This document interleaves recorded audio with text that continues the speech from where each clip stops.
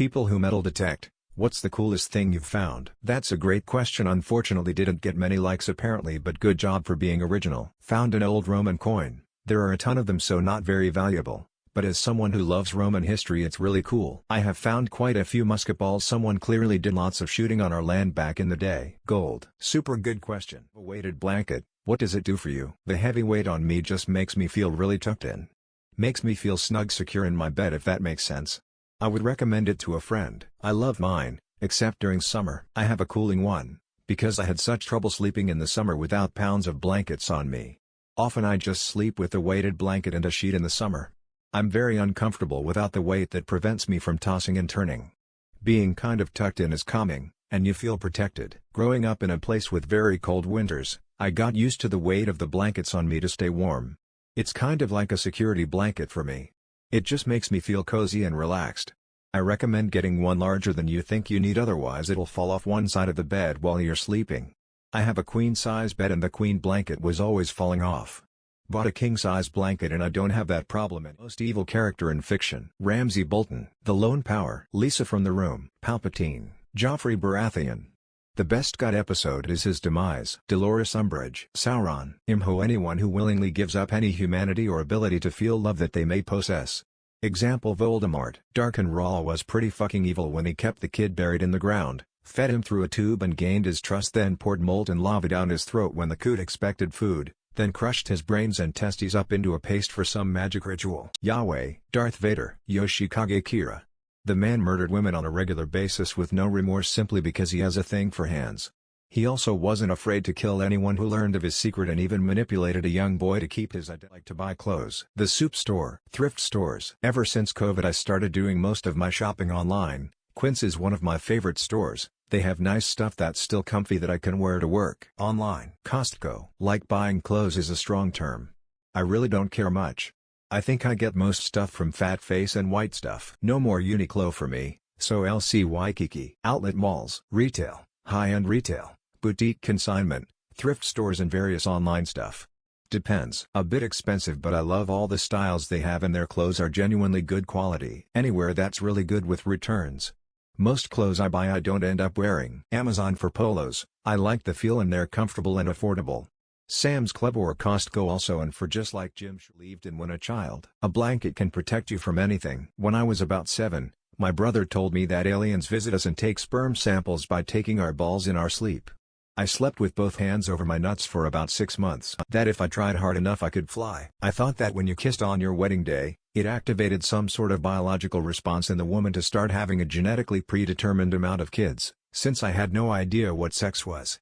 My mind was blown when I learned that there were unmarried people who had kids. I was so confused. I thought actual parts of you were different ethnicities. So when someone said, "Oh, I'm part Italian," I would ask what part. I would tell people I was part Irish and point to my nose, elbows, and if I was wearing sandals my toe. What's the weirdest law in your country or one you lived in? Here, it's illegal to clean a police dog's teeth. The reason being that their awful breath makes it harder for offenders to fight back against them while being apprehended. I was skeptical at first, but I came across a policeman with his dog once just on the sidewalk, and even just passing by I could smell something horrible, sour, fishy, putrid, and the dog only slightly had its mouth. In Germany it's illegal to flick someone off. If you do, it's a misdemeanor charge. You can't cross into the neighboring state of Wisconsin with a duck on your head, and you can't cross into any neighboring state with a chicken on your head. In my city it is illegal to tie your pet alligator to a parking meter. The interesting thing is that obviously such a thing had to occur before anyone thought to make it illegal. It is also illegal to spray silly string in public. This one actually makes sense, as for a couple years silly string was a common throw in Mardi Gras parades. And it was a huge mess and scared the whole reason Epstein Maxwell's clients have not all been listed. The excuse is that they're not what the case is about. The case is against Maxwell, not the clients. The list is evidence against Maxwell, but it's not meant to be evidence against the people on said list. That being said, we all know the real reason. Everyone has dirt on everyone on that list. The people in power are not going to allow that to be made public. I know corruption and money are huge. I'm not naive about that. More or less, what is the legal reason they are telling PPL like, hey, we can't release names BC or XYZ, because they're rich? Look what they did to the lady who wrote the Panama Papers, and that was just about their tax bills. That had nothing to do with underage sex trafficking. What did the Blockbuster in your town city turn into? Nothing. Sign still there though. An adult videos and sex toys shop. Thrift store. One of those urgent care places that makes sure it's out of network for every insurance. It's an Applebee's now bruh. Nobody will go there with me. Anytime Fitness. I wanna go inside and flex and ask, have you seen this? Is this any good? It's an art gallery now. GameStop because they want it to be so much more successful than Blockbuster. Liquor store. Pretty sure it's a weed dispensary now. The one by me is a physical therapy clinic. There were like 6 Blockbusters within a 5-mile radius in my town. It was like Starbucks back in that era. I know one turned into a mattress store. Not sure about some life-changing purchases that are 100 worth it. Noise-canceling headphones. Reduces the rate of my mental health decline like crazy. Air conditioning. An Instapot, an air fryer and a decent-sized deep freezer. Bulk up on meat and veggies, freeze them then cook them extremely quickly. A good mattress and pillow. We spend a third of our lives lying on it, why not invest in it? Anything that you use a lot, you should seriously invest in, like I have a $400 custom mechanical keyboard. People say I'm crazy, but I use it every day, for hours on end. It's my job. A fully functioning computer, many people don't have one. They exist in phones or tablets, and holy shit they are missing out. Paying for movers to do everything from pack to move, all of it, never doing that shit. $1 get you in your country. A quick 30 seconds of being jostled around on the cheap Elmo ride at the mall. 3/4 of a chocolate bar. 2 tacos or a can of beer. 4 ramen packs. 4 Moomin lollipops. A 2-liter of cheap soda. A weird look at the cash register. An Arizona iced tea. Mugged by a crackhead. 4 cheap croissants. No, I'm not French. A 500 milliliters bottle of soda, almost enough money for 2 a good quality chocolate. 8 gums up to 4 ice creams if they're cheap but good quality, up to 8 if they're bad quality, and so on. $1 gets me 10,34 NOK.